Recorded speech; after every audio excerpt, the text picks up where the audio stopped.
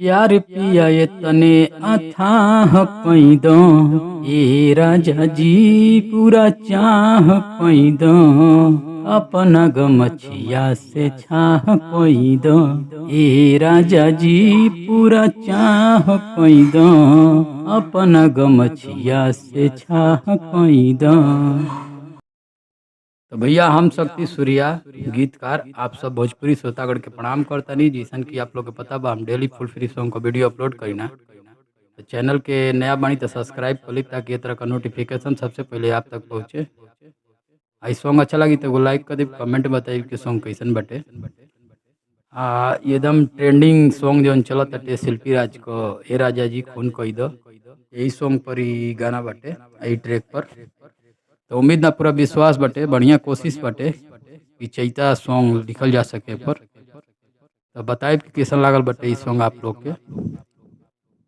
चलिए शुरू करते हैं। एक डमी देतनी, एक डमी कुछ प्रकार का बा। जेठ बैसाखावा के घाम ना सहाता, गोरा गोरा रूप हमर देख संवराता। अरे जेठ बैसाखावा के घाम ना सहाता, गोरा गोरा रूप हमर देख संवराता। करी कैसे कटनी उपाय कई दो ए राजा जी पूरा चाह कई दो अपना गमछिया से छाह कई दो ए राजा जी पूरा चाह कई दो अपना गमछिया से छाह कई दो। मुखड़ा उम्मीद में आप लोग के पसंद आई। चलिए अगर पहला डम्मी दे तनी अंतरा को एक ध्यान से सुनो आप। नैहर के रहनी पिया सुन सुकुआरी, कबो नहीं कैले बानी हम खेती बारी। ससुरा में कोरिले कटनिया हो, औरता बहुत खटनिया हो। संग पिया हमरो निबाह कई दो ए राजा जी पूरा चाह कई दो अपना गमछिया से छाह कई दो ए राजा जी पूरा चाह कई दो अपना गमछिया से छाह कई दो। उम्मीद बा आप लोग के पसंद आई हुई।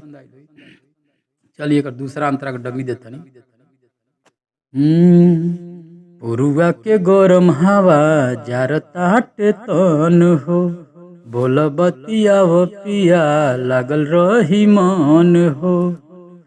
रह बजे अखिया के सोझा हो, ढोले हव गेहुआ के बोझा हो।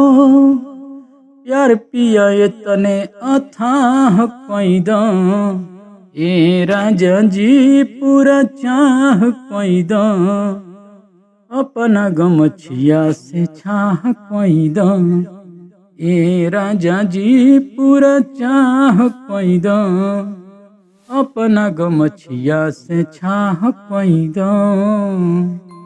तो उम्मीद ना पूरा विश्वास बा कि लाइक जरूर करब आप सबे। आज जल्दी एगो हिंदी सॉन्ग पर आप आवत अटे सैड सॉन्ग, बहुत सुंदर सॉन्ग बटे, बहुत बढ़िया ट्रैक बटे। तो मिलत नेक्स्ट वीडियो में, तब तक खातिर बहुत बहुत धन्यवाद।